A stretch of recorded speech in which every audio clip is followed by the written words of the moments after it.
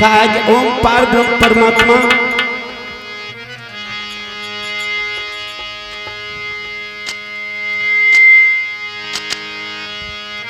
ओम नाम सबसे बड़ो और जा से बड़ो न कोई, जो जाको सुमिरन करे तो शुद्ध आत्मा हो।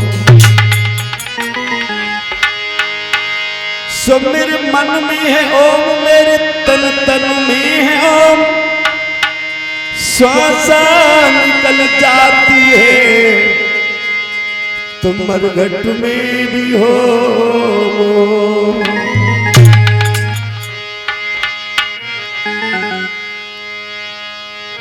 ओम ही जीवन हमारा, ओम ही जीवन हमारा, ओम ही संसार है।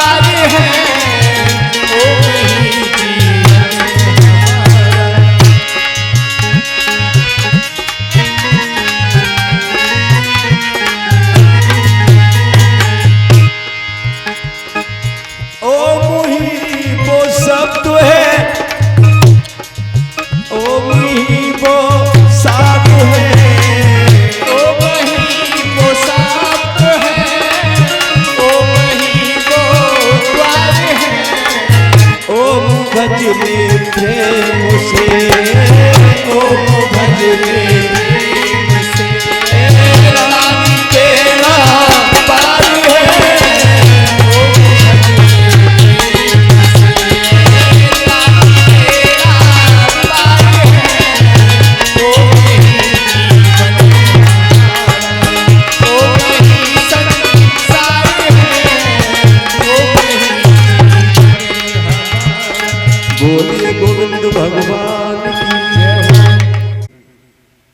ये कथा ये पावन नेम सारण्य में कथा राजा परीक्षित को जो व्यासपुत्र सुखदेव ने सुनाई, ये बहुत ही मार्मिक कथा है। राजा परीक्षित इधर सोनकादिक ऋषियों को व्यासपुत्र कथा सुना रहे, समझा रहे कि ये सोनकादिक ऋषियों,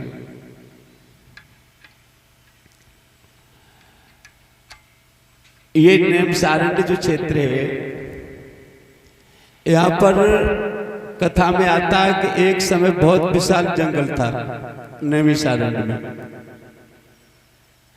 और इसी जंगल में एक मैदानव रहता था। और मैदानव एक दिन सोचने लगा कि चलो भगवान का लोग भजन करते तो हम भी भजन करेंगे। दानव और राक्षस भगवान का भजन करने लगा, भगवान विष्णु का, चतुर्भुज भगवान विष्णु का ध्यान करने लगा, स्मरण करने लगा कि जब सब लोग तपस्या करते हैं तो मैं भी तपस्या करके देख लूं, देखे भगवान हमसे प्रसन्न हो जाएगा कि नहीं हो जाएगा। उस दानव ने यही सोच लिया कि मैं भी भगवान विष्णु की तपस्या करूंगा और यदि भगवान हमसे प्रसन्न हो जाएगा, चलो परीक्षा करता हूं। भगवान के 12 मंत्र का जाप करने लगा। मंगलम भगवान विष्णु मंगलम गरुड़ध्वजा मंगलम पुंडरीकाक्षाय मंगलास्तनोहरि। भगवान का ध्यान करने लगा। ओम शांताकारं भुजंग पद्मनाभं सुरेशम विश्वधारं गगनदर्शम मेघवर्णं शुभांगम श्री लक्ष्मीकांतं कमलनयनं योगारविंदेन गम्यं वंदे विष्णु भवभयहरणं सर्वलोक एकनाथम। हे चतुर्भुज रूप धारण करने वाले, मैं आपका स्मरण करता हूँ, आपकी मैं प्रार्थना करता हूँ और आपके दर्शनों के लिए मैं योग साधन में इस समय हूँ। भगवान का भजन करने लगा चतुर्भुज रूप धारण करके, और स्वयं नारायण भगवान आ गए उस दानव के सामने, नेत्र बंद करके भगवान का जाप कर रहा है। भगवान आए, कमलापत चले आए, जैसे देखा है उस दानव के पैर में अंगूठा से अपना पैर रखा, जैसे उसके नेत्र खुले हैं, देखने लगा है। बोला आप कौन है, कौन हो आप? वो दानव पूछने लगा जो भगवान का भजन कर रहा है। भगवान कहने लगे मैं, आप मुझे नहीं जानते हो, तुम मेरा भजन कर रहे हो। बोले आप ही नारायण हो? बोले मैं ही नारायण हूं। कहो किस लिए आप आए? बोले मैं किस लिए आया हूं, आप हमारा भजन कर रहे हो इसलिए मैं आया हूं। दानव कहने लगा महाराज मैं तो आपका भजन कर रहा हूं। बोले वत्स तूने मेरा भजन किया, हम तुझसे प्रसन्न ही वरदान देने के लिए आए। वरदान मांग ली, क्या मांगना चाहता है, तेरे क्या अच्छा है? दानव कहने लगा वाह भाई वाह, हम वरदान क्यों मांगने महाराज? मांगने वाला कौन होता पहले ये बताओ? मांगने वाला एक भिखारी होता है, भिखारी। और मांगने वाला वो होता है जो दूसरे के दरवाजे पर जाता है। मैं तो अपने दरवाजे पर हूं, मैंने तो आपसे कुछ मांगा नहीं। यदि आपकी इच्छा हो तो आप हमसे मांग सकते हो। बोलिए गोविंद भगवान की। भगवान चौंक गए, वाह मेरा भजन कर रहा और हमें कुछ देने के लिए आ रहा, कह रहा है कि तुम मांग लो, क्या मांगना चाहते हो? तुम खुद चल करके प्रभु आए हो, आपको आने में कष्ट हुआ, आप मांग लीजिए क्या मांगना चाहते हो।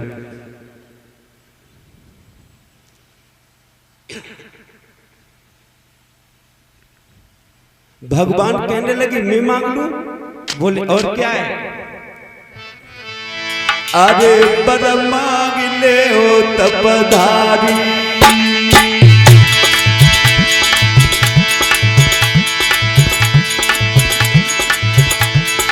अरे पर मांग ले हो त्रिपुरारी,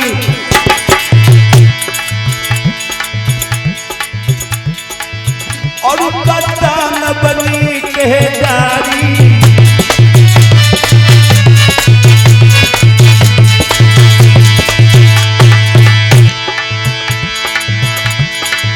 और विष्णु की देखने सवारी,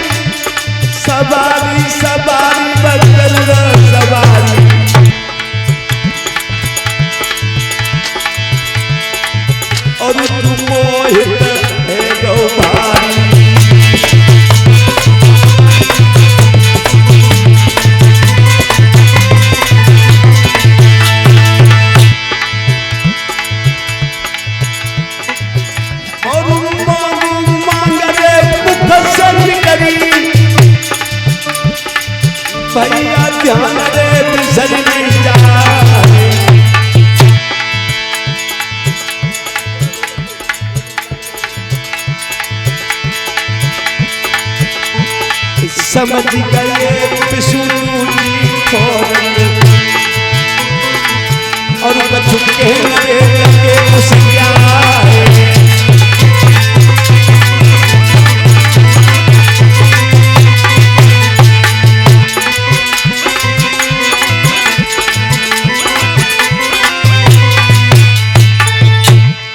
एकदम कहने लगे वाह भाई वाह, आज दिन तक तो मैंने ऐसा कोई चेला नहीं देखा है कि जो कि खुद कहता हो कि मांग लो, लेकिन तुम हमसे कह रहे मांग लो। कहने लगे महाराज मैं तो सही कह रहा हूँ, आप खुद चल करके आए, हमसे मांग लीजिए।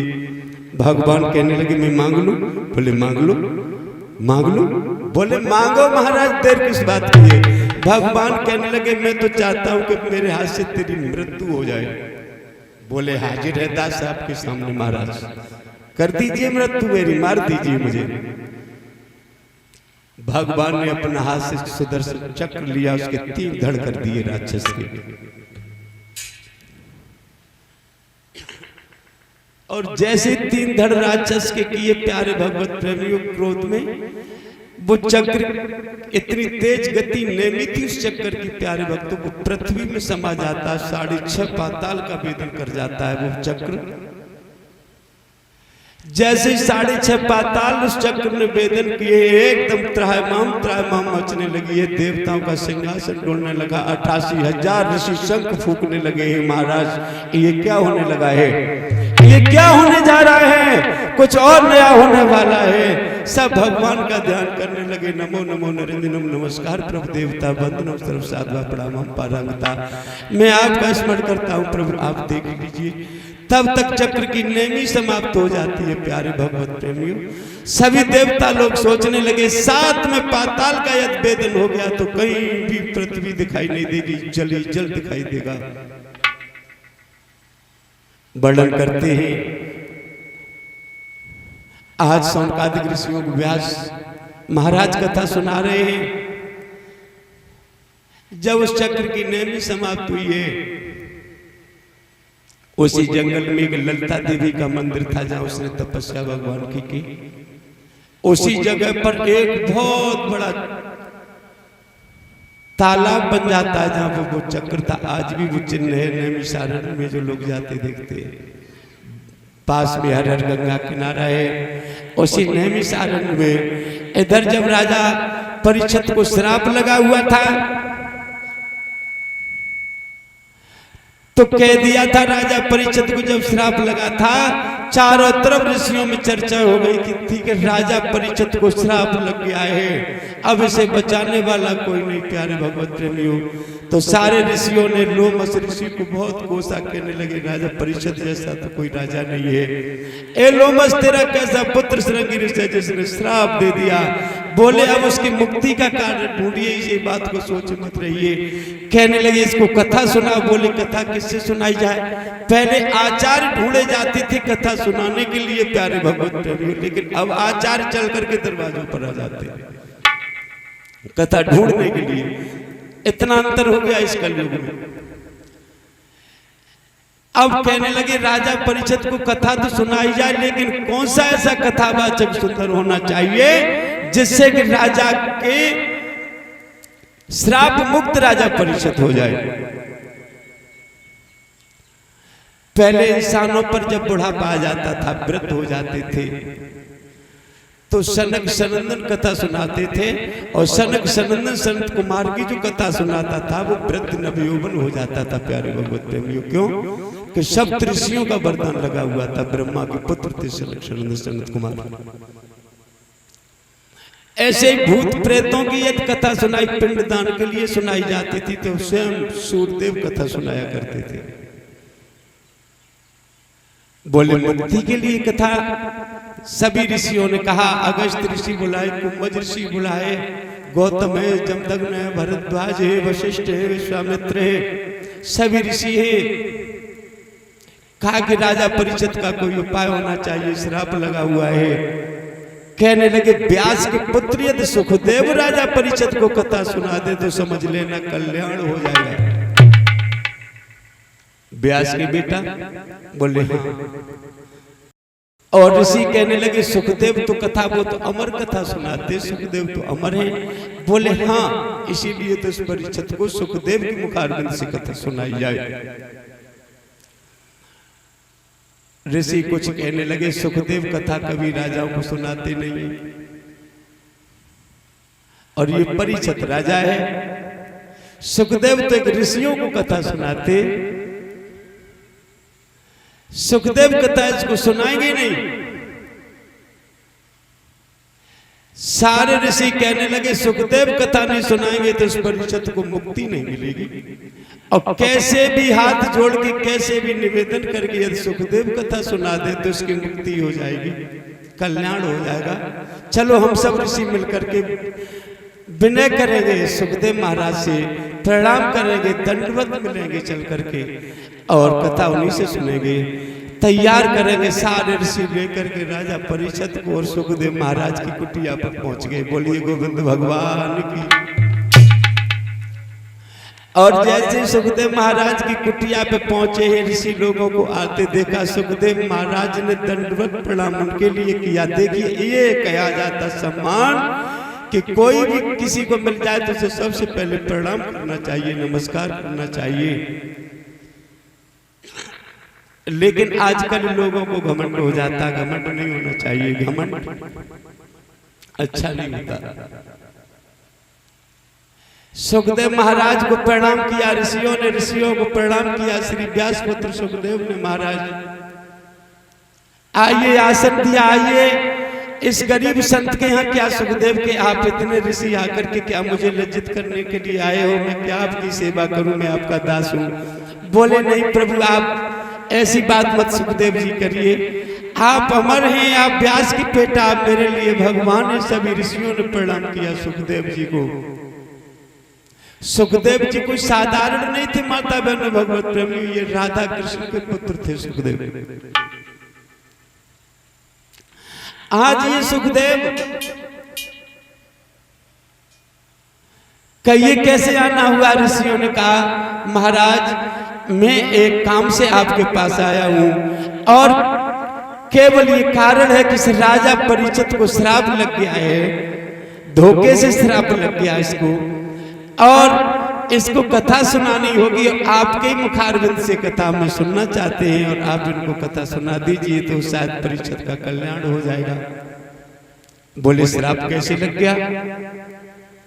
बोले धोखे से मरा हुआ सर्प पड़ गया था लोमस ऋषि के गले में, इसलिए उनके बेटे ने श्राप उनको दे दिया। बोले धोखे से? एक राजा सारे प्रजा का जिम्मेदार होता है, उस जिम्मेदारी को इस राजा ने नहीं निभा पाया, एक ऋषि का अपमान कर दिया। आपको पता होना चाहिए महाराज के संत की निंदा का फल ऐसे जैसे जले नगर नाथ करते सा, संत का अपमान अच्छा नहीं हुआ। ए महाराज आप हमसे क्या चाहते हो? बोले 7वें दिन तक्षक इसको राजा परीक्षित को ढस खाएगा। अगस्त ऋषि कहने लगे सुखदेव महाराज से, इसलिए आप यदि से कथा सुना देंगे। सुखदेव महाराज कहने लगे महाराज मैं राजाओं को कथा सुनाता नहीं, आप यहाँ क्यों लेने आए? आप क्यों इनको लेकर के आए हो? आपको तो पता था कि मैं कभी भी राजाओं को कथा सुनाता नहीं हूँ, न राजाओं के यहाँ मैं कभी जाता हूँ, मैं तो अपने ऋषियों में जाता हूँ, ऋषियों को अपने संतों को कथा सुनाता हूँ। बोले श्रीमन कुछ भी करो, लेकिन राजा परीक्षित पर संकट है, इसको तो कथा आपको सुनानी पड़ेगी। बोले राजाओं से नहीं, राजा अहंकारी होता है, राजा धनवान होता है, राजा दरवाजे का शेर होता है, वो किसी से झुकता नहीं है। कभी क्रोध आ गया तो हम जैसे संतों का क्या होगा, हम जैसे आचार्यों को क्या होगा? दरवाजे से क्रोध आ गया, उसने भगा दिया, गाली देने लगा, मैं क्या करेंगे उस राजा का? मैं नहीं जाऊंगा। बोले नहीं महाराज कथा तो राजा परीक्षित को सुनानी पड़ेगी, आप कैसे भी सुनाए, लेकिन राजा परीक्षित को कथा सुनानी पड़ेगी। बोले सुना दूंगा आप ऋषियों के कहने से, लेकिन मेरी एक शर्त होगी, उस शर्त को यदि राजा परीक्षित मंजूर कर ले तो मैं कथा सुना सकता हूँ। बोले हाँ महाराज बताइए आपकी शर्त क्या होगी। बोले मैं इसके घर पर इसके दरबार में कथा सुनाने नहीं जाऊंगा, क्योंकि ये राजा है, ये कहीं दूसरे स्थान पर आकर के यदि कथा सुने तो सुना दूंगा, चल करके किसी ऋषि आश्रम पर यदि चल करके राजा परीक्षित आ जाए तो इसी आश्रम पर मैं इसको कथा सुना सकता हूं, लेकिन इसके हस्तिनापुर में मैं नहीं जा सकता।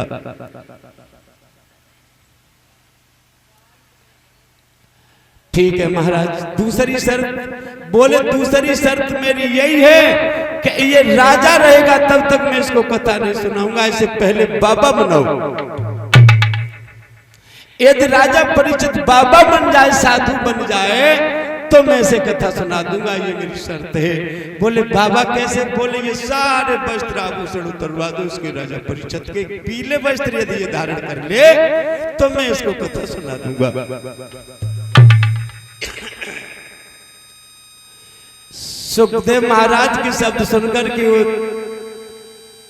उत्तरानंद राजा परीक्षित ने उसी जगह पर अपने वस्त्र आभूषण सारी बड़ी मालाएं उतार दी और पीले वस्त्र धारण कर दिए।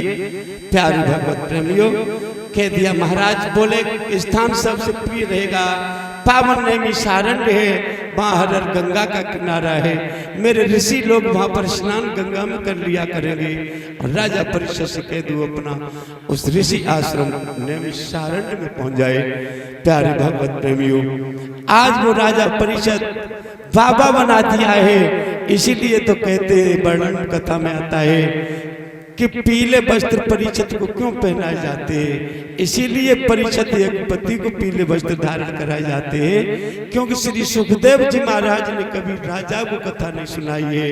और पीले वस्त्र धारण करके मनुष्य एक संतमय हो जाता है, संत बन जाता है, और संत बन करके कथा को पान करना चाहिए। बोलिए गोविंद भगवान की।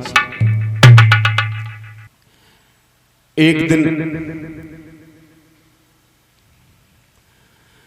यमुना जी का किनारा था। यमुना जी के किनारे सूत महाराज सौनकादिक ऋषियों को कथा समझा रहे हैं। यमुना जी का किनारा, उस यमुना जी के किनारे दो बूढ़े वृद्ध सो रहे हैं और उनके साथ में एक नौजवान लड़की बैठी है, वो रुदन कर रही, रो रही है। ब्रह्मपुत्र देवर्षि नारद का उस जगह से पदार्पण होता। प्यारे भगवत प्रेमियों, श्रीमन नारायण का जाप करते हुए देवर्षि नारद चलते हुए चले जा रहे हैं, और जैसे यमुना के किनारे किनारे चले तो एक तरुणी मिल जाती है, रसिक लड़की, और एकदम उस तरुणी से बातें करने लगे। खड़े हो गए देवर्षि नारद, पूछने लगे आप कौन हैं और ये आपके साथ में कौन है, जरा इनका आप परिचय दे दोगी। कहने लगे ऋषि, ए देवर्षि नारद, ये दोनों बुढ़े जो हैं ये मेरे बालक हैं, ये कोई और कोई वृद्ध नहीं है, और मैं इनकी मां हूं।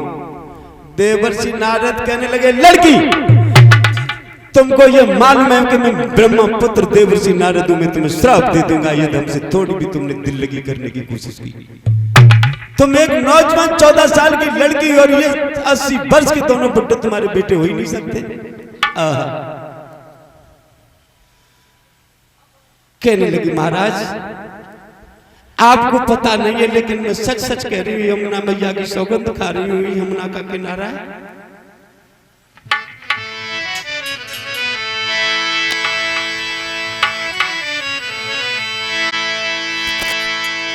कि सतयुग में भरी जबानी थी, थे दोनों आपन आपे में, और लेकिन कलयुग के आते ही और बेटे गिर गए बुढ़ापे में।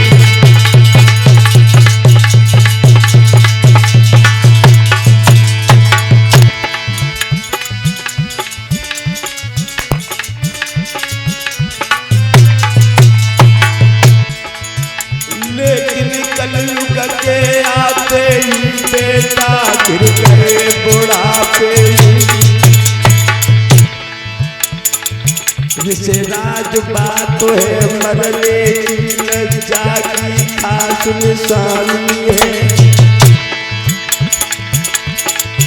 वेतन पर इधर बुढ़ापा है, मंजा पर घड़ी जवानी है।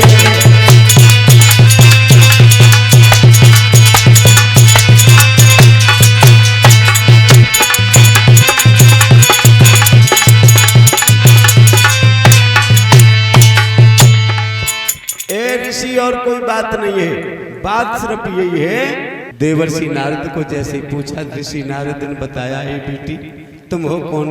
कहने लगी मेरा नाम भक्ति है, मेरे ये बेटे दोनों ज्ञान और वैराग्य। बोले आप भक्ति हैं? बोले हाँ महाराज मैं भक्ति हूं। ऐसा है, मेरे छोटे छोटे भाई है सनक सनंदन सनत कुमार। बोले हाँ, और उनको ऋषियों ने, सप्त ऋषियों ने वरदान दिया था।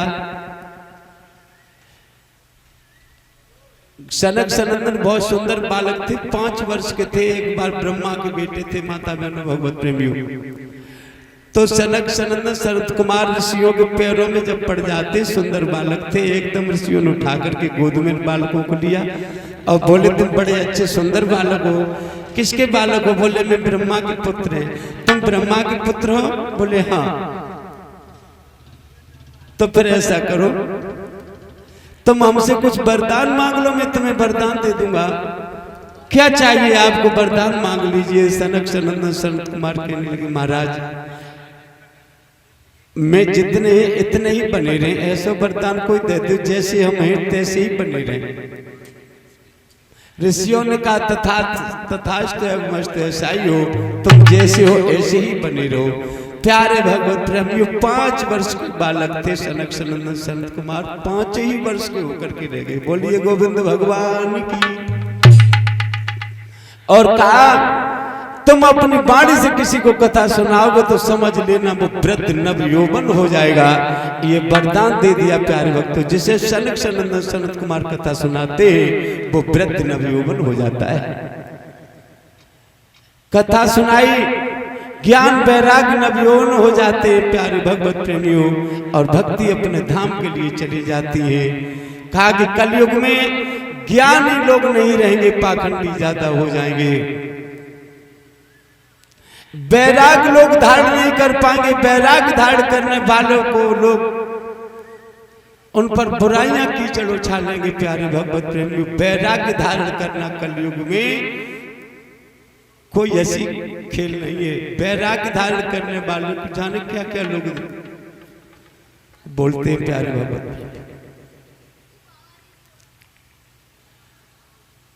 ए भक्ति देवर्षि नारद ने कहा कि तुम ऐसी हो, तुम भी दिखावा नहीं कर सकती हो, लेकिन अंदर मनुष्य के जरूर रहोगी, और जो सच्चा पुरुष होगा उसके अंदर भक्ति जरूर निवास करेगी प्यारे भगवत प्रेमियों। आज जब वरदान मिला है